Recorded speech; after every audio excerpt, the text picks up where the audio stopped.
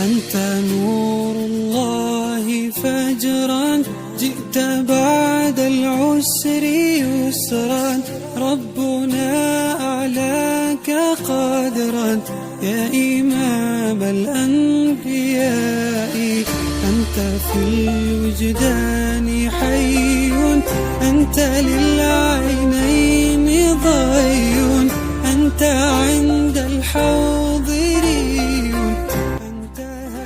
Guys welcome back. അപ്പോൾ നമ്മൾ അവിടുന്ന് മസ്ജിദുൽ ഖുബയിൽ പോകുന്ന ഉഹുദ് ബാക്കിൽ കാണുന്നുണ്ട്. അപ്പോൾ അതിന്റെ വിശേഷങ്ങളാണ് ഇന്നത്തെ വ്ളോഗിൽ.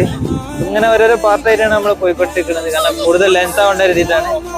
അപ്പോൾ സബ്സ്ക്രൈബ് ചെയ്യാത്തവർക്ക് സബ്സ്ക്രൈബ് ചെയ്യാം, എന്നാലും നമുക്ക് തുടർന്ന് വീഡിയോസ് അങ്ങനെ കാണുമ്പോൾ പോകുള്ളൂ.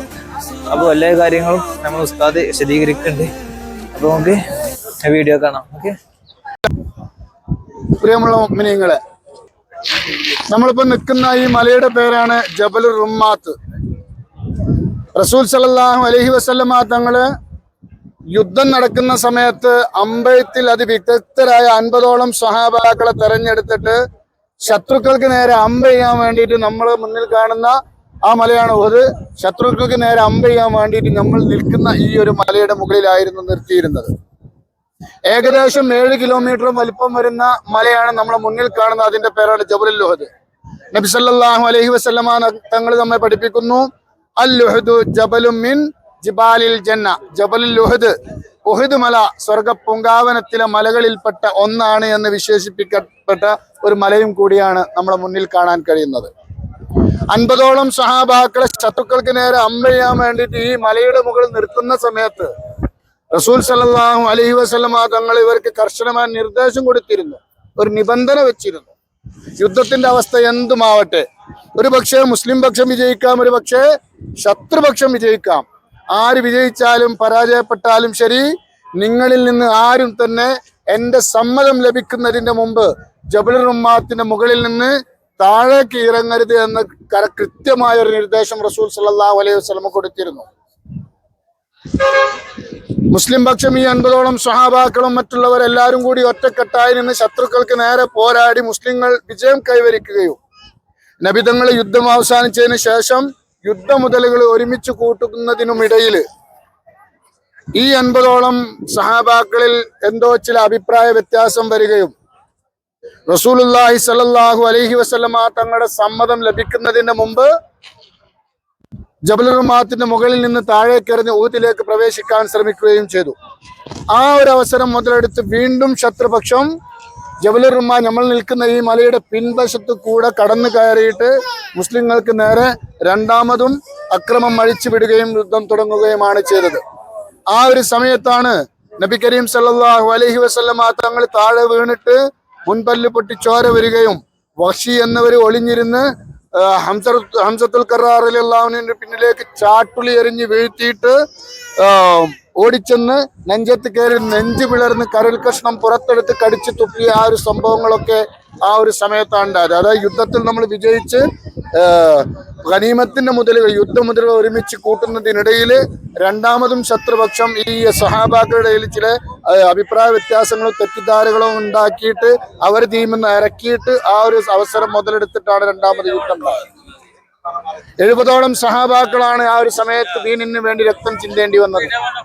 ഹംസ റളിയല്ലാഹു അൻഹു, മിസ്അബ് ബിൻ ഉമൈർ റളിയല്ലാഹു അൻഹു, അബ്ദുല്ലാഹ് ബിൻ ജഹ്ഷ് റളിയല്ലാഹു അൻഹു, ഷമ്മാസ് റളിയല്ലാഹു അൻഹു എന്നിങ്ങനെ പ്രഗത്ഭരായ 70ഓളം സഹാബാക്കള് ആ ഒരു സമയത്ത് ഷഹീദാവുകയുണ്ടായി.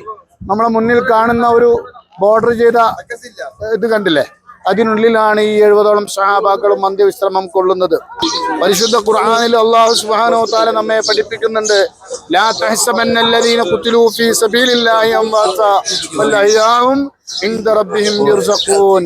അല്ലാഹുവിന്റെ മാർഗത്തിൽ ഷഹീദായവരെ, ജീവിച്ചു പോയവരെ നിങ്ങൾ മരണപ്പെട്ടു എന്ന് പറയുക പോലും ചെയ്ത് അവർ അല്ലാഹുവിൽ സുഭിക്ഷമായി ഭക്ഷിച്ച് ജീവിക്കുന്നവരാണ് എന്ന് ഖുർആൻ നമ്മെ പഠിപ്പിക്കുന്നുണ്ട്. അതാണ് ശുഹദാ.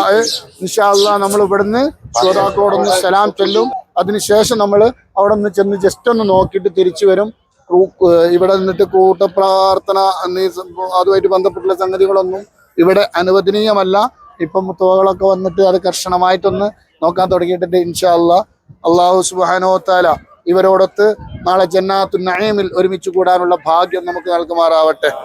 ദീനിന് വേണ്ടി വല്ലപ്പോഴും നമുക്ക് ശത്രുക്കൾക്ക് നേരെ നിൽക്കേണ്ടി വന്നു കഴിഞ്ഞാൽ നമുക്ക് മനോധൈര്യവും ഈമാനും തരുമാറാവട്ടെ. പതറാത്ത കാലുകളുമായി ഈമാനുള്ള മനസ്സുമായി അവരുടെ മുന്നിൽ നെഞ്ചുരിച്ച് നിൽക്കാനുള്ള ധൈര്യം നൽകുമാറാവട്ടെ. നമ്മുടെ ഈമാനിനെ ഉറപ്പിക്കുമാറാവട്ടെ. എല്ലാവരും ശ്രോതാക്കളോട് സലാം പറയുക. അസ്സലാമു അലൈക്കും, അസ്സലാമു അലൈക്കും യാ ശുഹദാ ഉഹദ്, അസ്സലാമു അലൈക്കും യാ നുജബാ, അസ്സലാമു അലൈക്കും യാ നുഖബാ. അൻതും സലഫുനാ ونحن بالإثر وإنا إن شاء الله بكم لاحقون. السلام عليكم دار قوم المؤمنين وإنا إن شاء الله بكم لاحقون. السلام عليكم يا أهل القبور، السلام عليكم يا أهل الديار، السلام عليك يا حمزة ابن عبد المطلب، السلام عليك يا عم رسول الله صلى الله عليه وسلم الذي دافعت عن رسول الله صلى الله عليه وسلم أشد الدفاع وناضلت عن سيد الرسل أشد النضال.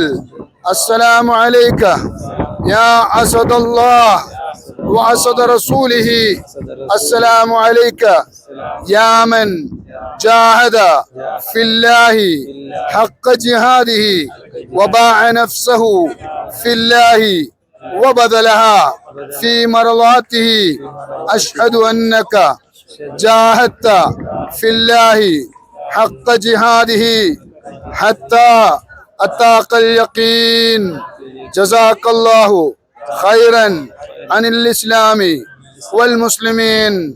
السلام عليك يا عبد الله ابن جحش، السلام عليك يا مصعب ابن عمير، السلام عليك يا شماس ابن عثمان، السلام عليكم يا من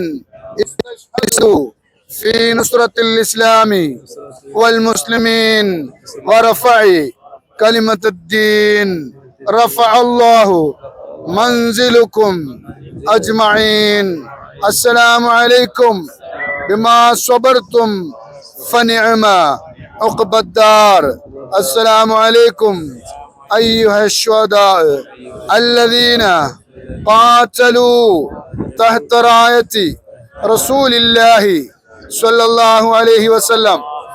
السلام عليكم بما صبرتم فنعم أجر العالمين. رضي الله تعالى عنكم أيها الشهداء الذين لاقيتم من أجل عز الإسلام أشد العناء. اللهم أجزهم عن الإسلام والمسلمين. السلام عليكم دار قوم المؤمنين وإنا إن شاء الله بكم لاحقون. السلام عليكم ورحمة الله وبركاته.